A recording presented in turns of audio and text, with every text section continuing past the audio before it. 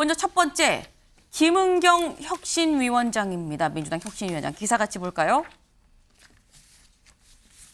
김은경 신우이. 김, 시부모 18년 모신 적 없다. 김은경 위원장의 아들, 고모, 조부모 장례식도 참석을 안 했다. 라고 얘기를 했습니다. 이게 대체 무슨 얘기냐? 네.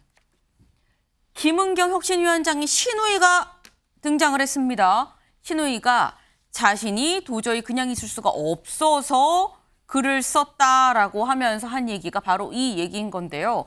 신우이의 얘기를 좀 같이 좀 볼까요? 네. 저는 김은경 위원장의 신우이입니다. 김 위원장, 남편이 살아있을 때를 포함해서 단 한 차례도 시부모를 모시고 산 적이 없다. 공경신문커녕 18년 동안 김은경에게 온갖 악담과 협박을 받으셨다라고 얘기를 했습니다. 김은경 위원장 대한노인회를 찾아서 저도 남편을 먼저 보내고 18년 동안 시부모를 모셨기 때문에 제가 노인을 비하한다는 게 말이 안 됩니다라고 얘기를 했었죠. 그 얘기에 대해서 사실이 아니다라고 신우이가 지금 등장을 해서 얘기를 한 겁니다. 그런데 여기에 아까 김은경 위원장의 아들이 또 반박하고 나섰습니다. 아들 입장에서는 신우이가 고모가 되는 거죠. 고모가 아무렇지도 않게 저희 가족한테 상처 주는 거짓말로 공격을 하셔서 참 참담한 마음입니다. 거짓 주장과 명예훼손에 대해 추후 필요한 법적 조치를 하겠습니다. 라고 얘기를 했습니다. 네, 지금 신우이의 얘기 그리고 아들의 얘기가 굉장히 다릅니다. 지금 어떻게 보면은 진실 공방이라면 진실 공방인 건데 사실 이게 저희가 이걸 다룰까 말까 좀 고민을 했었던 부분이 이게 개인사적인 문제입니다. 이 집안의 얘기인 건데 그런데 이 부분 홍정민 의원님 사실 직전 논란이 노인 비하 발언 때문에 논란이 됐었거든요. 그런데 만약에 이게 맞다면 그러니까 지금 진실 공방이 벌어지고 있긴 한데 이게 맞다고 하면 김 위원장의 발언이 실수나 오해가 아니라 뭔가 근본적인 위원장으로서의 자격 문제로 번질 수가 있는 사안이긴 합니다. 저희가 그래서 사실 이걸 갖고 왔는데 김 위원장 왜 이렇게 구설이 많은 걸까요? 왜 그렇다고 보십니까? 지금 현재 벌어지는 이런 가족 간의 진실 공방 부분은 네. 이제 구설 중에 하나긴 하지만 네. 일단은 많은 이런 연예인이나 유명인에 관한 가족 관계에 대한 그래서 공방은 많이 있었습니다. 네. 이런 부분은 아까 말씀하신 대로 개인사이다 보니 네. 외부에서 확인이 불가능하고 현재 굉장히 사실관계에 대한 공방이 벌어지고 있기 때문에 이 부분에 대해서는 정말 좀 지켜보고 누구 말이 맞는지 지켜봐야 될 개인적으로 부분이다. 해결하다고 네. 하니까 이 부분에 대해서는 해야 될 것 같고 구설이 많은 이유는 뭘까요? 사실은 그 혁신위원장으로 온 뒤에 굉장히 주목을 받았고 여러 가지 발언들을 좀 많이 했습니다. 초선 의원 관련 발언이라든가 검찰 관련 발언에 대해서 좀 개인적인 의견을 많이 말씀을 하신 것 같습니다. 그런 부분에 대해서는 좀 주목을 많이 받고 있다 보니 네. 그럴 수밖에 없었던 것 같고 그 중에 상당히 당내 의원님 입장에서도 부적절하다는 발언도 많이 있고 그런 상황입니다. 네.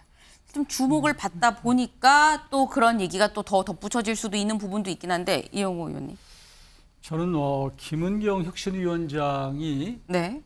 맥락 없이 이런 얘기 나왔으면 아마 언론에서 주목하지 않았을 거예요. 조금 전에 말씀하셨듯이 노인 폄하 발언이라고 속칭 얘기하는 이 발언 때문에 지금 이어지는 것이거든요. 그러니까 네. 그분의 생각이 근본적으로 그런 거였나라고 하는 그런 의문이 제기된 것인데 제가 봐도 김은경 혁신위원장의 사고나 기본 인식에 조금은 문제가 있다고 생각해요. 예를 들면 최근 문제가 됐던 남은 수명의 소위 여명에 비례해서 투표권을 부여하자.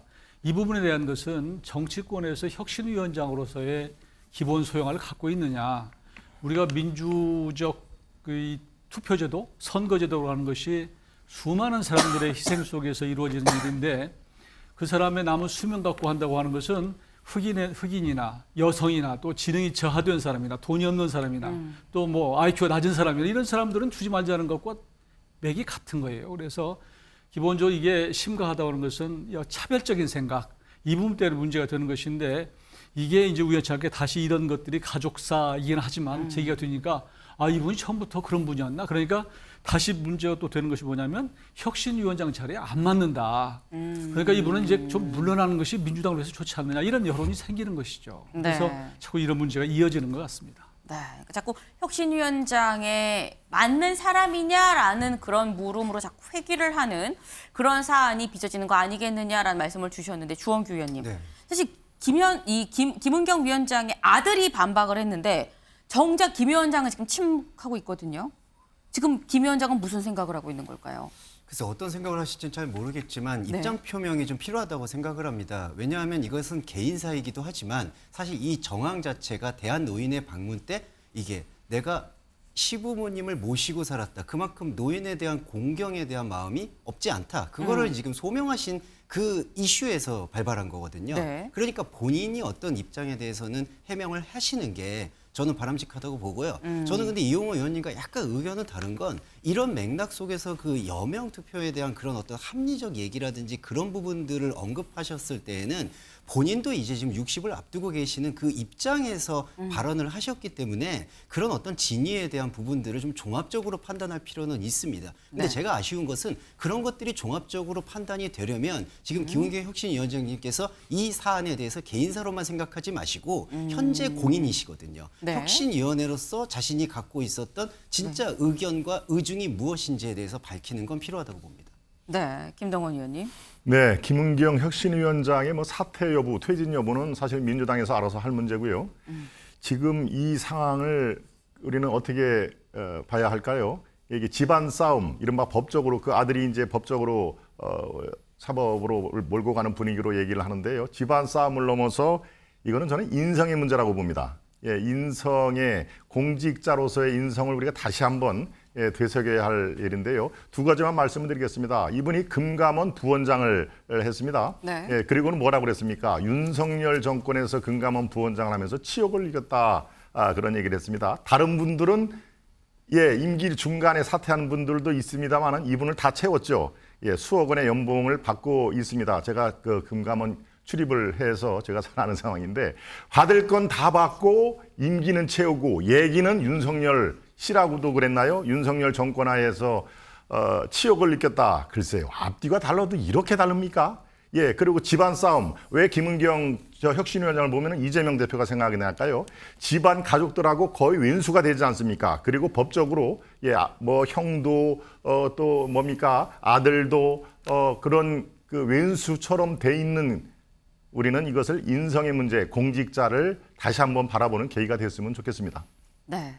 아직 지금 이 부분, 신의위가 제기한 이 부분은 사실관계가 뭔지는 알 수 없는 상황이다. 지금 그러니까 공방으로 이어지고 있기 때문에 이 부분은 이 부분입니다만 다만 지금 제가 얘기 중에 쭉 나왔죠.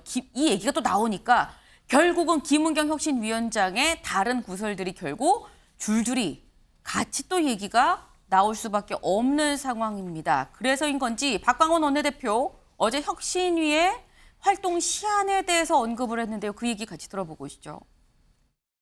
그 혁신위가 출범한 지 한 달 반 정도 됐는데요. 그 여러 가지 논란 속에 좀 조기 종료하는 걸로 정리된 것 같은데 좀 어떻게 좀 평가하시는지. 우선 혁신위가 민주당의 혁신을 도와서 민주당의 신뢰를 회복하기 위해 노력하는 그런 기구로서 구성된 것은 다 아시는 일입니다. 그런데 그 과정에서 몇 가지 일들로 해서 논란을 야기했고 또 그것이 혁신위에 적지 않은 영향을 미쳤다는 것 또한 사실이어서 본래 혁신위가 아마 8월 말까지 활동하는 것으로 알고 있습니다만 어쨌든 혁신위의 활동이 그런 어떤 논란 때문에 아예 형해화되는 무용지물이 되는 그런 일은 없어야 된다. 네. 혁신이 국감 전에 한 그 9월까지는 하는 거라고 생각을 했었는데 지금 이달 말이라고 얘기를 했습니다. 다시 말해서 이 8월 말에 이 말까지만 활동을 한다라고 얘기를 하는 건데 근데 이렇게 되면 홍정민 의원 지금 혁신이 활동 시한이 한 3주 남짓 지금 남은 거거든요. 요 안에 혁신이가 유종의 미를 거둘 수 있을 거라고 보십니까? 어떻게 보세요? 예.